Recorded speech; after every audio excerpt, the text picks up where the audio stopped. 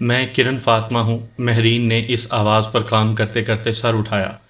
22-23 سال کی ایک خوش شکل لڑکی اس کی میز کے قریب کھڑی تھی۔ دروازہ کھلا تھا اور دفتر کے اس واحد کمرے میں جو بیک وقت ہر سیکشن کا کام دیتا تھا کوئی دوسرا بندہ موجود نہیں تھا۔ جب ہی لڑکی سیدھی اس کے پاس آ گئی تھی۔ جی فرمائیے، اس نے قلم بند کر کے اسے بیٹھنے کا اشارہ کرتے ہوئے کہا۔ میں کرن فاطمہ ہوں، اس نے اپنا نام دہرایا۔ میں نے MSc کیا ہے سائیکالوجی میں۔ اس نے کچھ کاغذات اس کے سامنے رکھے۔ مہرین نے پہلا صفحہ پڑھنا شروع کیا جو کہ ایک درخواست پر مشتمل تھا۔ اس کا مضمون بھی بڑا روایتی سا تھا۔ کسی باوثوق ذرائع سے درخواست گزار کو معلوم ہوا تھا کہ میگزین کو ایک محنتی، دیانتدار، کام کو سمجھنے والے ورکر کی ضرورت تھی، اور اس کا خیال تھا کہ وہ ان تینوں شرائط پر پوری اترتی تھی۔ یہ باوثوق ذریعہ کون سا ہے بائی دا وے؟ مہرین نے درخواست پر سے ذرا سی نظر اٹھا کر اس کی طرف دیکھتے ہوئے کہا۔ جبکہ ہم نے تو ایسا کوئی اشتہار نہیں دیا میرے خیال سے۔ اوہ، لڑکی کے ہونٹ گول دائرے کی شکل میں سکڑے، وہ جھجک سی گئی۔ دراصل مجھے درخواست کی صرف یہی شکل آتی ہے۔ میں نے سنا تھا کہ درخواست ایسے ہی دی جاتی ہے۔ چلیں چھوڑے خیر، مہرین نے کاغذات ایک طرف کھسکاتے ہوئے کہا۔ یہ بتائیے کہ آپ کیسے آئیں؟ خیر، لڑکی نے گہرا سانس لیتے ہوئے اپنے دونوں ہاتھ گود میں دھرے۔ اب یہ بتانے کا تو کوئی فائدہ ہی نہیں۔ کیوں؟ اب کیا ہو گیا؟ مہرین مسکرائی۔ اب تو آپ نے بتا ہی دیا کہ آپ کو کسی بندے کی ضرورت ہے، نہ آپ نے کوئی اشتہار دیا ہے۔ لڑکی کے لہجے میں مایوسی رہ رہ کر جھلک رہی تھی۔ دراصل یہ ایک چھوٹا سا پرچہ ہے، کم سرکولیشن والا، لہٰذا ہمیں زیادہ کام کرنے والوں کی ضرورت ہی نہیں پڑتی۔ مہرین نے گھسا پٹا جملہ دہرایا۔ یہ شاہکار جملہ اس نے کئی ایسے آنے والے لوگوں کے سامنے بولا تھا۔ مجھے معلوم ہے، لڑکی نے اسی ہارے ہوئے انداز میں کہا۔ آپ کا editorial features, fashion pages, news of the world اور خاص طور سے شو بزنس کی خبریں، شارٹ سٹوری، خطوط کے جوابات، اسٹرالوجی کے صفحات، انٹرویوز، آپ کی رپورٹس، سب دو ہی لوگوں کی کاوشوں کا نتیجہ ہوتے ہیں۔ وہ دو لوگ کون ہیں؟ مہرین نے قلم اٹھا کر دانتوں تلے دباتے ہوئے پوچھا۔ ایسا اس نے یقیناً اپنی مسکراہٹ چھپانے کے لیے کیا تھا۔ ایک آپ خود اور ایک حسن کمال۔ اس نے کمال صاف گوئی سے کام لیا اور پھر وہ کچھ کہتے کہتے رک گئی۔ اور کیا؟ اور مجھے یہ بھی علم ہے کہ آپ کا سارا میٹیریل کسی خاص کاوش کا نتیجہ نہیں ہوتا۔ اچھا؟ مہرین نے لفظ پر زور دیتے ہوئے کہا، جیسے اس کی معلومات کو سرا رہی ہو۔ پھر یہ کیا ہوتا ہے؟ بس ادھر ادھر کے چھاپے، انٹرنیٹ کی مہربانیاں اور چند لفظ اپنے قلم سے نکلتے ہیں۔ پھر تو ہم میں کوئی خاص بات نہ ہوئی، نہ مجھ میں کوئی خوبی، نہ حسن کمال میں کوئی کمال، تو پھر آپ کی یہاں آمد عجیب سی بات ہے۔ لڑکی نے کچھ سوچتے ہوئے کہا، دراصل مجھے شوق ہے کچھ خاص کام کرنے کا۔ عام سے کام تو بہت لوگ کر رہے ہیں، میں چاہتی ہوں کہ اپنے خصوصی ٹیلنٹ کو استعمال کر کے آن لوکر کو اس مخصوص انداز سے باہر نکالوں۔ میں اس کا امیج بہتر کرنا چاہتی ہوں۔ آپ کی سوچ بڑی مثبت ہے اور ہم اس کو سراہتے بھی ہیں، مگر افسوس ہم اپنی ساری خامیوں اور کنویں کے مینڈکوں والے طرز عمل کے باوجود مالی طور پر اس پوزیشن میں نہیں ہیں کہ ایک اور کام کرنے والے کو افورڈ کر سکیں، اس لیے میں معذرت خواہ ہوں۔ مہرین نے اس کی تلخ بات کا برا منائے بغیر انتہائی پیشہ ورانہ انداز میں کہا۔ ٹھیک کہتے تھے میرے چا میاں، اس نے اپنے گھٹنے پر انگلیاں بجاتے ہوئے کہا۔ یہاں لوگ انسانوں کو تولا نہیں کرتے۔ پھر وہ بیگ کندھے پر ڈال کر اٹھی اور اپنی درخواست اور کاغذات مہرین کے سامنے سے اٹھا لیے۔ ویسے جاتے جاتے وہ مڑی۔ میں کسی معاوضے کی خاطر نہیں، بلا معاوضہ کام کرنے کے خیال سے یہاں آئی تھی، کیونکہ دوسری بہت سی باتوں کے علاوہ مجھے یہ بھی معلوم تھا کہ آپ کا عملہ ہر لحاظ سے مکمل ہے اور آپ مالی طور پر کوئی نیا بندہ افورڈ نہیں کر سکتی۔ والنٹیئر؟ مہرین نے میز کی سطح پر ہاتھ مارا۔ یوں کہو نا، شیک ہینڈز۔ اس نے ہاتھ آگے بڑھایا۔ بڑی مادیت پسند دنیا ہے بھائی، وہ واپس آتے ہوئے بولی۔ میرے چا میاں یہی کہتے تھے کہ یوں کہو گی تو شاید بات بن جائے۔ کیا مطلب؟ مہرین نے چونکتے ہوئے کہا۔ کیا یہ بات تم نے صرف برائے بات کہی تھی؟ نہیں، وہ مسکرائی۔ میرے الفاظ سچے تھے اور میں خلوص دل سے آئی تھی۔ وہ میز کی سطح پر انگلی پھیرتے ہوئے بولی۔ مگر یہ تمہاری فیلڈ نہیں ہے، تم نے ماسٹرز کیا ہے۔ مہرین نے یاد کراتے ہوئے ایک بار پھر اسے بیٹھنے کا اشارہ کیا۔ سائیکالوجی میں، اس نے بیٹھتے ہوئے کہا۔ مگر اس سے کیا فرق پڑتا ہے؟ جو فیلڈ انسان اپنانا چاہے وہ اس کی ہو جاتی ہے۔ آج کل اسپیشلسٹ کا دور ہے۔ یہ اتنے سارے میدان، اتنے سارے ڈپارٹمنٹس، یہ اتنے سارے شعبے یوں ہی تو نہیں بن گئے۔ ہر برانچ کی ایک سب برانچ بھی تو ہوتی ہے۔ وہ فوراً بولی۔ میس کمیونیکیشن ایک ڈپارٹمنٹ ہے، اس میں بھی تو کئی شعبے مزید ہیں اور آپ وہ لوگ سب شعبوں کو کور کر رہے ہیں۔ اگر یہ ہو سکتا ہے تو پھر میں سمجھتی ہوں کہ آپ کی فیلڈ سے متعلق نہ ہونے کے باوجود شاید آپ دونوں سے بہتر کام کر سکتی ہوں۔ مجھے کام دینے میں اتنا عذر کیوں ہے آپ کو؟ مہرین اس کے لہجے کی مضبوطی، اعتماد اور اس کی صاف گوئی سے متاثر ہوئی۔ آپ نے میرے مکمل کاغذات دیکھنے کی زحمت ہی نہیں کی۔ میری تمام اسناد کی فوٹو کاپیز کے علاوہ ان میں ایک کاغذ ایسا بھی ہے جس میں نے آپ کے ہاں چھپنے والے ایک آرٹیکل چترال ان ٹریولوگ کے الفاظ اور جملوں کو درست کر کے دوبارہ سے لکھا ہے۔ میرا خیال ہے کہ یہ اس سے کہیں بہتر ہے جو آپ کے حسن کمال صاحب نے لاہور میں بیٹھے بیٹھے ادھر ادھر کے چھاپے مار کر مکمل شکل دیتے ہوئے چترال کی سیر کرانے کی کوشش کی ہے۔ گریٹ! مہرین نے اس صفحے کی چند لائنیں پڑھ لینے کے بعد ہی اندازہ لگا لیا تھا کہ لڑکی میں ٹیلنٹ تھا، اور خصوصاً جب وہ بلا معاوضہ کام کرنے کو تیار تھی، مگر اسے اپنا اور اپنے پرچے کا کچھ بھرم بھی تو رکھنا تھا۔ آپ ایسا کریں، اپنے کاغذات ادھر جمع کروا جائیں، یہ ہمارے ریکارڈ میں آ جائیں گے، ہم آپس میں بات کر کے پھر آپ کو آگاہ کر دیں گے، ساتھ میں یہ درستگیاں بھی چیک کر لیں گے۔ اس نے بظاہر ایک ذمہ دار ایڈیٹر کی طرح کہا۔ ٹھیک ہے، آپ اچھی طرح تسلی کر لیجئے، یہ آپ کا حق بھی ہے۔ وہ ایک دفعہ پھر اٹھتے ہوئے بولی، اور ایک بات، اسے پھر کچھ یاد آ گیا، میں جانتی ہوں کہ میں لوگوں کے نفسیاتی مسائل کے حل آپ سے بہتر بتا سکتی ہوں۔ میں خالی دعووں پر یقین نہیں رکھتی۔ مہرین کو یکدم احساس ہوا کہ وہ اس لڑکی کی ساری شیخیوں سے متاثر ہی ہوتی چلی جا رہی تھی، اور اس کی اپنی شخصیت کہیں پس منظر میں چلی گئی تھی۔ بلکہ میں دعووں پر ہی سرے سے یقین نہیں کرتی۔ میرا خیال ہے کہ انسان اگر کچھ کر سکتا ہے تو بجائے دعوے کرنے کے اسے عملاً ثابت کرنا چاہیے، اور میرا خیال ہے کہ انسان کو چاہیے کہ وہ دعویٰ کرے اور پھر اس کو سچا ثابت کر کے دکھائے۔ وہ اسی اعتماد سے بولی۔ ہمارے اسکول آف تھاٹ میں بنیادی اختلاف ہے۔ مہرین نے فوراً بات گھڑی۔ یہ اور بھی اچھا ہے، جہاں اختلاف رائے ہوتا ہے وہاں نتیجہ بہتر ہونے کی امید کی جا سکتی ہے۔ میرا خیال ہے کہ باقی باتیں ہم اس وقت کریں گے جب ہماری دوبارہ ملاقات ہوگی۔ اب کہ مہرین نے اسے حتمی طور پر چلے جانے کا اشارہ دیا تھا، یقیناً وہ ہنسی، اور مجھے امید ہے کہ ایسا اس وقت ہوگا جب آپ کا بورڈ مکمل ہوگا، جس میں ایک آپ ہوں گی، ایک حسن کمال۔ ویسے تو آپ کے میگزین کے پہلے صفحے پر ناموں اور شعبوں کی ایک لمبی فہرست ہوتی ہے، جس میں کنسلٹنٹ ایڈیٹرز، کنٹریبیوٹر ایڈیٹرز سے لے کر فیشن کنسلٹنٹ، ایڈورٹائزنگ مینیجرز اور آرٹ ایڈیٹرز وغیرہ وغیرہ کی مد میں مختلف نام درج ہوتے ہیں، جو میں جانتی ہوں کہ سارے کے سارے فیک ہوتے ہیں۔ آپ کو چاہیے کہ آپ ہر مد میں یا اپنا نام لکھا کریں یا حسن کمال کا۔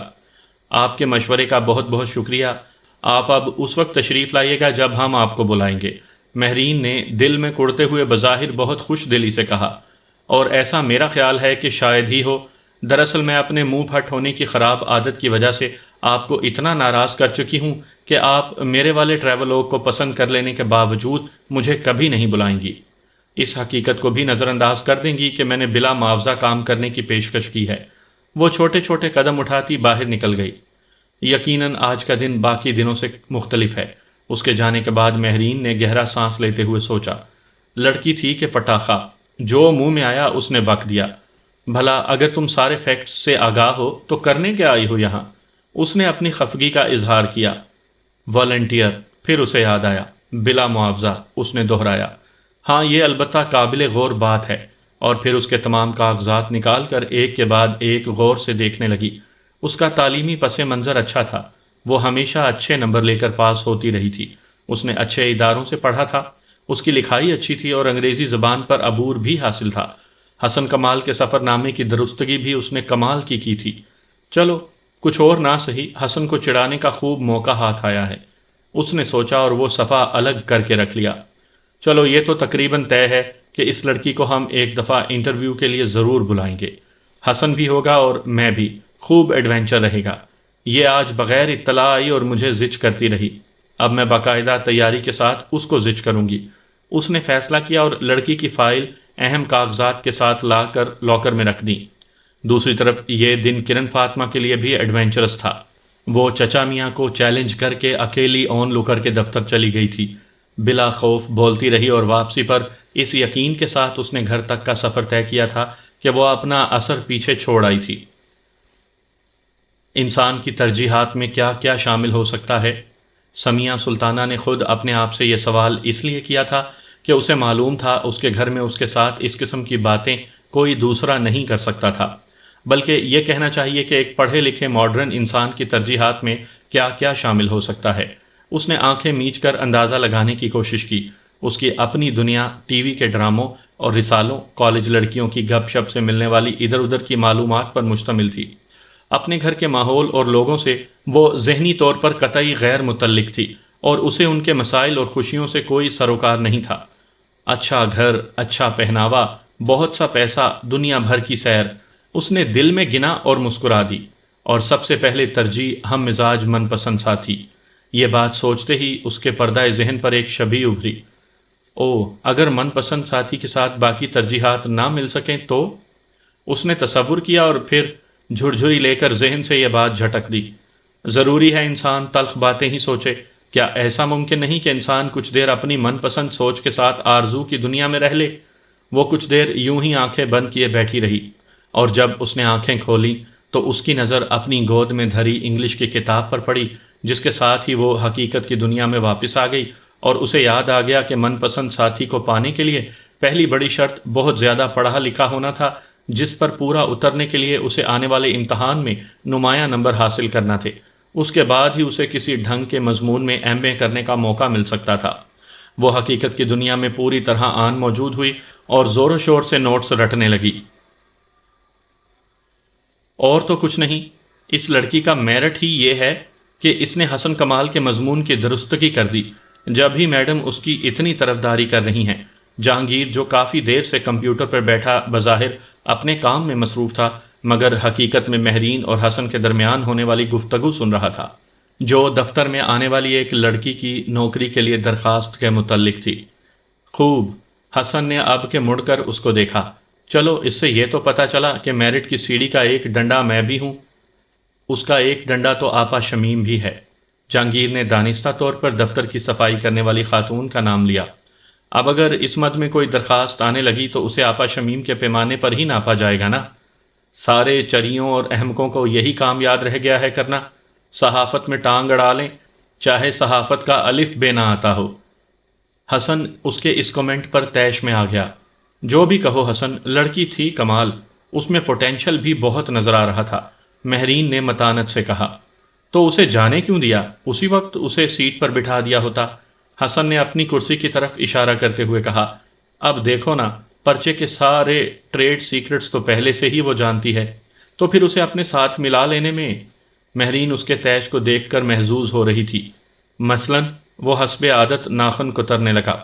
مثلاً یہ کہ میرے ساتھ جو ایک شخص اس بورڈ کا ہر کام کرتا ہے وہ موجود نہیں تھا، اس سے یہ معاملہ میں نے ڈسکس نہیں کیا تھا، نہ ہی اس نے لڑکی کو دیکھا اور جانچا تھا، پھر میں کیسے اسے فوراً رکھ لیتی؟ وہ شخص تو اپنا میرٹ اسی وقت کھو بیٹھا تھا ایڈیٹر صاحبہ۔ حسن نے ایک بار پھر اپنے آرٹیکل کی تصحیح والا کاغذ پڑھنا شروع کیا۔ کیا محض الفاظ بدل دینے سے بات بدل جاتی ہے؟ اس نے سوالیہ انداز میں مہرین کو دیکھا۔ انگریزی کی لغت میں خاتون ایک معنی والے کئی مرتبہ تو 85 الفاظ مل جاتے ہیں۔ اپنا مافی الضمیر بیان کرنے کے لیے جو مناسب سمجھو استعمال کر لو۔ یہ تصحیح نہیں ہے، محض الفاظ کا رد و بدل ہے، اگر تم غور کرو تو۔ چلو، جیسے تم کہتے ہو وہی صحیح ہوگا، لیکن میرا خیال ہے کہ ہمیں ایک مرتبہ ضرور اس لڑکی کو بلانا چاہیے۔ مہرین نے اپنے دل کی بات کہی۔ اس کا تو تم پہلے ہی فیصلہ کر چکی ہو، صلاح مشورہ تو محض کارروائی ہے۔ حسن نے کاندھے اچکا کر کہا اور اپنی سیٹ کی طرف چل دیا۔ جہانگیر نے مانیٹر سے نظریں اٹھا کر ذرا دیر کے لیے مہرین کی طرف دیکھا اور مسکرایا۔ اسے ان دونوں کی اس بحث میں سے کچھ بھی نتیجہ نکلتا نظر نہیں آتا تھا۔ بس میں نے بھی اس دن کوئی کسر نہیں چھوڑی تھی ان خاتون ایڈیٹر کو زچ کرنے میں، اسی لیے تو میری والنٹیئری بھی کام نہیں آئی اور میرے لیے وہاں سے بلاوا نہیں آیا۔ کرن فاطمہ نے لائف سٹائلز آف سیلیبریٹیز کی آخری لائنیں سنانے کے بعد چامیا سے اپنے دل کی بات کی۔ یہ وہ بات تھی جو وہ پچھلے کئی دنوں سے دل میں کئی بار دہرا چکی تھی۔ اپنی حماقت کا خود ہی اعتراف کرنے کے بعد بھی ابھی تک انتظار میں ہو؟ چامیا مسکرائے۔ انتظار اور امید تو انسان کو کبھی بھی ہاتھ سے جانے نہیں دینا چاہیے۔ کرن نے پکڑے جانے پر انتظار کرنے کا بھی اعتراف کر لیا۔ انتظار تو بڑی تکلیف دہ صورتحال ہوتی ہے بھتیجی، اس کی اذیت سے بچنے کی کوشش کرنی چاہیے۔ میرا مسئلہ ہی یہ ہے کہ چامیا کہ مجھے تکلیف دہ صورتحال سے گزرنے کی عادت ہو گئی ہے، کرن فاطمہ نے کچھ سوچتے ہوئے کہا۔ جب بھی تکلیف دہ صورتحال بار بار ہم ہی سے آ کر ٹکراتی ہے۔ چامیا کی بے نور آنکھیں سامنے ٹکی ہوئی تھیں۔ یکدم کرن کو گزرے کئی سال یاد آنے لگے۔ بابا جان کی وفات، چامیا کا ایکسیڈنٹ جس میں وہ اپنی آنکھیں اور ٹانگیں گوا بیٹھے تھے، امی کی بیماری، عمیر بھائی کی کسی مقام تک پہنچنے کی لمبی اور سخت جد و جہد۔ اوہ، اس نے جھرجھری لی۔ سچ ہے، ایک عرصے کی تکلیف کے بعد راحت انسان کا مقدر ضرور بنتی ہے۔ اس نے اپنے ارد گرد نظر دوڑائی۔ آرام دہ سجا سجایا کمرہ، چھوٹا سا گھر، تقریباً تمام آسائشات سے مزین تھا۔ کھانے، پہننے، اوڑھنے، ملنے ملانے، سب کچھ کے لیے اچھا میسر تھا۔ ایک ٹھیک ٹھاک پر آسائش زندگی جو بے شمار صبر آزما اور تکلیف دہ لمحوں سے گزرنے کے بعد وجود میں آئی تھی۔ اس نے نفی میں سر ہلایا۔ وہ یہ سب کچھ بھول جانا چاہتی تھی، جب ہی اس نے گزرے وقت کو کبھی یاد نہیں کیا تھا، مگر گزرا وقت اتنا ظالم تھا کہ قدم قدم پر خود ہی اسے اپنی یاد دلا دیا کرتا تھا، خصوصاً جب وہ چامیا کو کچھ سنانے بیٹھتی تھی۔ یہ وہ شخص تھا جو میر و غالب کا رسیا تھا، شیکسپیئر اور ٹالسٹائی کا قاری اور دنیا بھر کی تمام زبانوں کے ادب اور تاریخ چاٹ ڈالنے کا عادی تھا۔ وہ سفر کرنے اور لوگوں سے ملنے ملانے کے کتنے رسیا تھے۔ انہوں نے ماؤنٹین ٹریکر کی حیثیت سے شمالی علاقہ جات کے جانے کون کون سے چپے اور چوٹیاں سر کر ڈالی تھیں۔ مہم جو اور تجسس پسند چامیا کو نہ جانے کس کی نظر لگ گئی تھی، جو اونچی اونچی چوٹیاں سر کرنے والا ایک عام سی سڑک عبور کرتے کرتے لڑکھڑا کر ایک تیز رفتار گاڑی کا نشانہ بن گیا۔ کیسا شدید اور خوفناک حادثہ تھا وہ، جس میں ان کے بچنے کی بھی کوئی امید باقی نہیں تھی، مگر شاید قدرت ان سے اپنی بیوی کے علاوہ بیوہ بھاوج اور یتیم بھتیجے بھتیجی کی سرپرستی کا کام لینا چاہتی تھی، سو وہ زندہ بچ گئے۔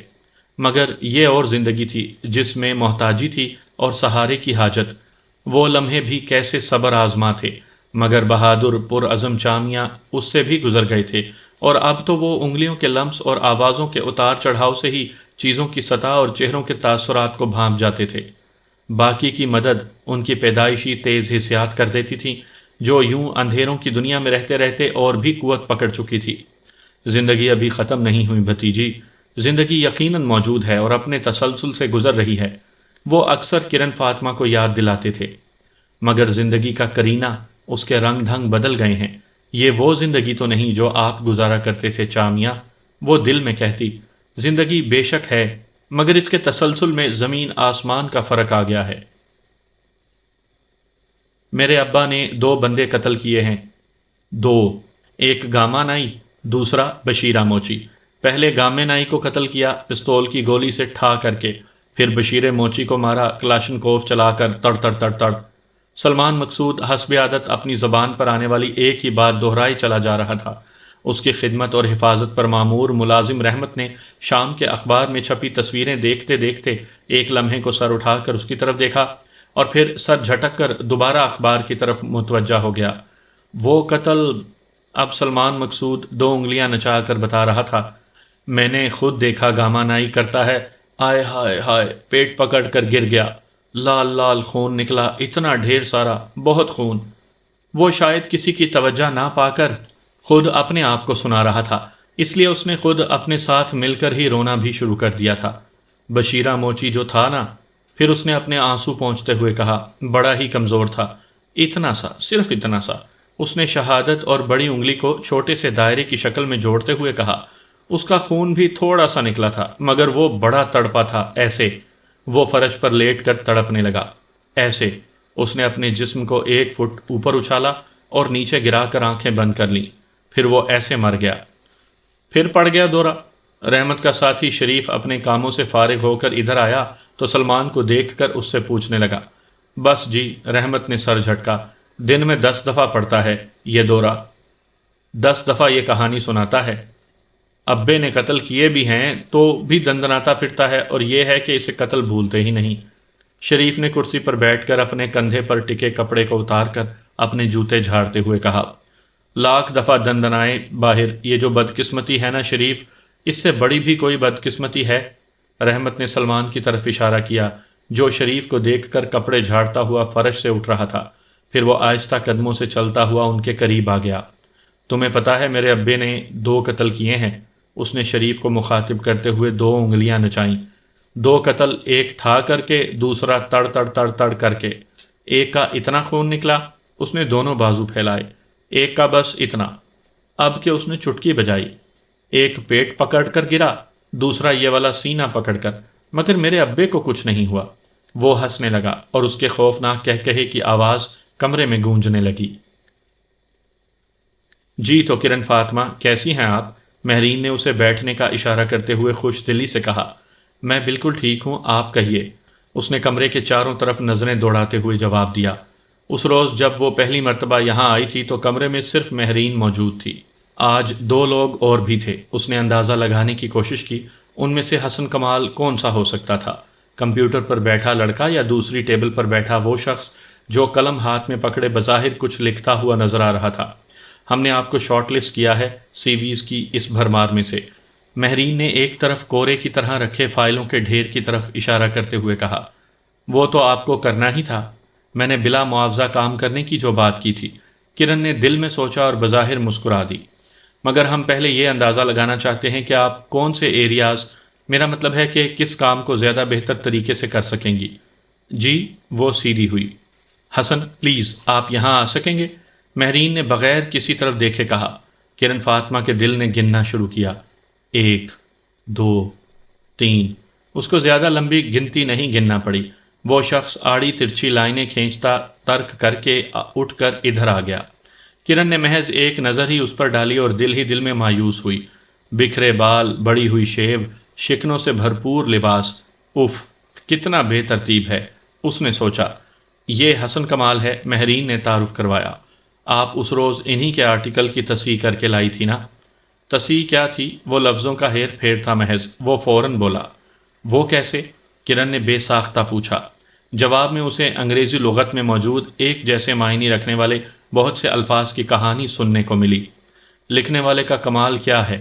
ساری کہانی سن کر کرن نے سوال کیا۔ جواب میں مہرین اور حسن کمال نے ایک دوسرے کی طرف دیکھا۔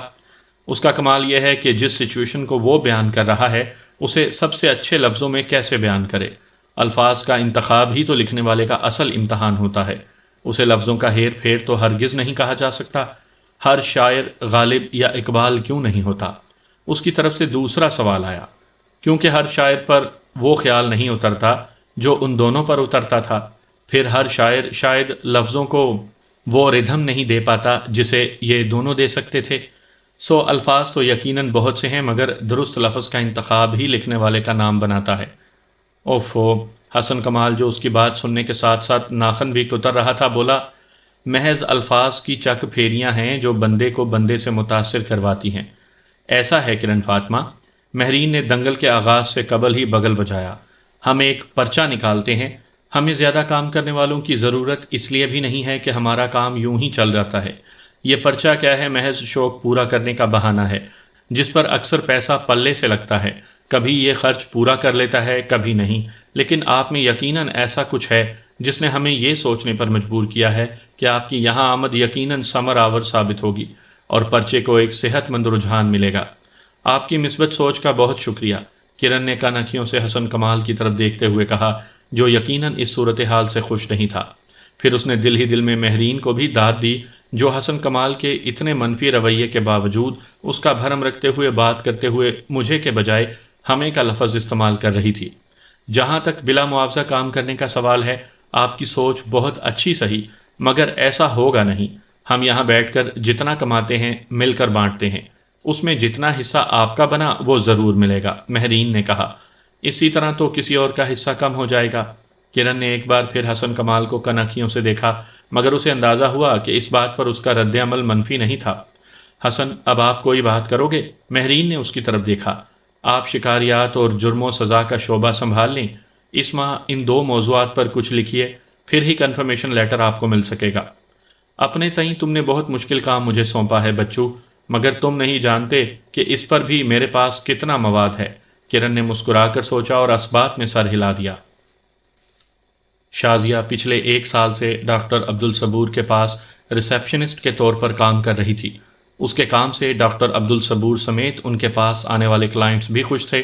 شروع میں اس سے کئی غلطیاں سرزد ہو جاتی تھیں، مگر ڈاکٹر عبدالصبور کی نیک فطری اور نرم دلی کے باعث اس کی روزی کا وسیلہ قائم رہا۔ ڈاکٹر عبدالصبور کا نام شہر کے ہی نہیں ملک کے چوٹی کے سائیکائٹرسٹ میں شمار ہوتا تھا، اور 1 سال کے دوران شازیہ نے سمجھ لیا تھا کہ ایسا کیوں تھا۔ ڈاکٹر صبور اپنے کام کے معاملے میں بے حد ذمہ دار اور ڈسپلنڈ تھے۔ اپنے کلائنٹس کے ساتھ ان کی ایسوسی ایشن بہت گہری ہوتی تھی۔ اپنے مریضوں کے ساتھ وہ جو بھی گفتگو کرتے تھے وہ ان کے اپنے کمرے اور دل میں رہتی تھی، اور پھر ان سی ڈیز پر جو ڈاکٹر صبور مریض کو فائل میں بند کر کے اپنے پرائیویٹ کیبنٹ میں رکھ دیتے تھے۔ شازیہ کا خیال تھا کہ ان کے 95% کلائنٹس کی ذہنی صحت یابی میں پیشہ ورانہ مہارت کے علاوہ ان کی نرم گفتاری اور گفتگو کا سلیقہ بھی بہت اہم کردار ادا کرتا تھا۔ شازیہ کے سامنے خود اپنی مثال ہی تھی۔ اسے اچھی طرح یاد تھا کہ وہ ڈاکٹر صبور کے پاس کیسے آئی تھی۔ اس کا چچا زاد سجاد جو قتل کے مقدمے میں گرفتار جیل کے اندر مجرموں کے سے دن گزار رہا تھا کی پیشی کی تاریخ تھی۔ لاہور سول کورٹس کے برآمدوں میں شازیہ کا آدھے سے زیادہ خاندان یہاں سے وہاں بکھرا پڑا تھا۔ وہ لوگ صبح سے ہی روٹی پانی ساتھ باندھے پیشی کے وقت کا انتظار کر رہے تھے۔ سجاد نے اپنی تایا زاد بہن کا قتل غیرت کے نام پر کیا تھا۔ اس کی تائی کے بھائیوں نے اس پر یہ مقدمہ کرایا تھا۔ سجاد آنکھوں دیکھا قاتل تھا۔ گواہ جو اس کے خلاف تھے خاصے مضبوط تھے اور اس کی بریت کی کوئی امید نہیں تھی۔ ڈاکٹر عبدالصبور اس دن کورٹ میں کسی ایسے کیس کے سلسلے میں اپنا بیان ریکارڈ کروانے آئے ہوئے تھے جس میں نامزد ملزم ان کا کلائنٹ تھا۔ سجاد پیشی بھگت کر باہر نکلا تو اپنے خاندان کے سارے بزرگوں اور نوجوانوں کو دیکھ کر ٹھہر گیا۔ بچنا تو میں نے نہیں چاچا، اس نے شازیہ کے باپ کو مخاطب کر کے کہا، پر یہ سن لے کہ اس گھر کی ساری کڑیاں ہی بے حیا ہیں۔ ایک لین میں کھڑا کر کے گولیوں سے اڑا دے ان کو، اور اس کو تو میں اپنے ہاتھوں سے ماروں گا۔ اس نے شازیہ کی طرف دیکھا اور زمین پر تھوکتے ہوئے اپنے ہتھ کڑیوں میں جکڑے ہاتھوں کی پرواہ نہ کرتے ہوئے پیچھے کھڑے کانسٹیبل کی رائفل چھین کر شازیہ پر تان لی۔ مار دے اس کو بھی جنم جلیا، جو تجھے اس سے ٹھنڈ پڑتی ہے تو مار دے اس کو بھی، شازیہ کے باپ نے ہاتھ جوڑ کر کانپتے ہوئے کہا۔ ارد گرد پھیلی پولیس فورس حرکت میں آ گئی تھی۔ سجاد رائفل تانے کھڑا تھا اور اس کا خاندان اسے دم بخود دیکھ رہا تھا۔ بھاگ جا شازیہ بھاگ جا، اس کی ماں نے بلند آواز میں کہا، مگر شازیہ کے پاؤں مارے خوف کے اس غیر متوقع صورتحال پر جیسے جکڑ گئے تھے۔ اس سے پہلے کہ سجاد گولی چلاتا، پولیس کے کسی اہلکار نے اسے پیچھے سے دھکا دیا۔ وہ 2 قدم آگے لڑکھڑا کر رکا۔ یہی موقع تھا جب شازیہ وہاں سے بھاگی تھی۔ بے غیرتو، کتو، حرام کی اولادو، پکڑو اس کو! سجاد کی گرجتی آواز اس کے کانوں تک پہنچ رہی تھی، جو وہ اپنے دیگر کزنز کو للکارنے کی کوشش میں نکال رہا تھا۔ کورٹ کے احاطے سے باہر جو پہلی گاڑی شازیہ کے سامنے آئی اس میں ڈاکٹر عبدالصبور بیٹھ رہے تھے۔ پیچھے بھگدڑ اور شور کی آوازیں مسلسل آ رہی تھیں۔ صاحب جی، خدا کے واسطے صاحب جی، میری جان بچا لیں۔ شازیہ کو علم تھا کہ سجاد نہ تو اس کے پیچھے بھاگ سکتا تھا، نہ ہی اب وہ اس کا نشانہ بن سکتی تھی، مگر چند لمحے پہلے اپنی جانب تنی رائفل اور موت کے خوف نے اس کے ذہن کو معاف کر دیا تھا۔ کیا بات ہے محترمہ، کیا مسئلہ ہے؟ ڈاکٹر صبور نے کچھ نہ سمجھتے ہوئے پوچھا۔ وہ مجھے گولی مار دے گا، اللہ کا واسطہ ہے صاحب جی، شازیہ نے پیچھے کی طرف انگلی سے اشارہ کرتے ہوئے کہا۔ بیٹھیں۔ ڈاکٹر عبدالصبور نے اس کی بات کی تصدیق کرنے کا بھی خیال نہیں کیا اور گاڑی کا پچھلا دروازہ کھول دیا۔ وہ اسے لے کر سیدھے اپنے کلینک پر پہنچے۔ اسے انہوں نے اپنے حواس بحال کرنے کا پورا موقع دیا تھا۔ مگر وہ تمہیں کیوں مارنا چاہتا تھا؟ تمہارا قصور کیا تھا؟ انہوں نے اس کی بات سن لینے کے بعد کہا۔ حمیرہ میری بڑی گہری دوست تھی۔ جس لڑکے کے ساتھ انہوں نے اس کا تعلق جوڑا تھا وہ حمیرہ کو پڑھنے کے لیے کتابیں لا کر دیتا تھا۔ وہ کتابیں بھی پڑھتی تھی اور اس سے بات بھی کر لیا کرتی تھی۔ وہ ہمارے ہمسایوں کا بیٹا تھا۔ سجاد حمیرہ سے شادی کرنا چاہتا تھا، مگر حمیرہ کسی طور پر بھی اس سے شادی پر راضی نہیں تھی۔ وہ اس لڑکے سے ایسا کوئی تعلق قائم کرنے کی خواہش مند نہیں تھی۔ سجاد نے جھوٹی کہانی گھڑی اور اسے مار دیا۔ اس کا خیال تھا کہ سب اس قتل کو ڈھک لیں گے، مگر حمیرہ کے ننیال والوں نے اسے معاف نہیں کیا۔ اس ساری صورتحال کی، جس کے نتیجے کے طور پر سجاد نے حمیرہ کو قتل کیا، میں واحد عینی شاہد اور گواہ ہوں۔ سجاد کو میرے اوپر یہی شک ہے کہ حمیرہ کے ننیال والوں کو میں نے ساری کہانی سنائی ہے، جب ہی وہ مجھے مارنے کے در پہ ہے۔ شازیہ نے تفصیلی بات ڈاکٹر کو بتائی۔ اب میں تمہارے والدین سے رابطہ کرتا ہوں، تم بے فکر ہو کر اپنے گھر جاؤ۔ سجاد قید میں ہے اور تمام واقعات سن کر میرا تجربہ کہتا ہے کہ اسے پھانسی سے کوئی نہیں بچا سکتا۔ وہ اب یقیناً تم پر ایسا کوئی حملہ نہیں کرے گا۔ ڈاکٹر صاحب نے اسے تسلی دی، پھر سجاد کے وکیل کے توسط سے اس کے والدین سے رابطہ کر کے اسے واپس بھیج دیا۔ مگر پیچھے گاؤں میں اس کے تایاؤں اور چچاؤں نے اس کے والدین اور بہن بھائیوں کا ناطقہ بند کر دیا۔ سجاد نے ان سب کو بتایا تھا کہ حمیرہ کے ننیال کو ساری کہانی سنا کر مقدمہ درج کروانے پر شازیہ نے اکسایا تھا۔ وہ کرم و جلی تو مر ہی گئی تھی، اسے کال کوٹری میں پہنچانے کی ذمہ دار شازیہ ہے۔ سب برادری والوں کا فیصلہ یہی تھا۔ شازیہ کے والدین کا موقف اس کے برعکس تھا۔ حمیرہ کے ننیال والوں نے بھی کئی لوگوں کے ہاتھ پیغام بھجوایا تھا کہ شازیہ سے ان کا کسی قسم کا رابطہ نہیں رہا۔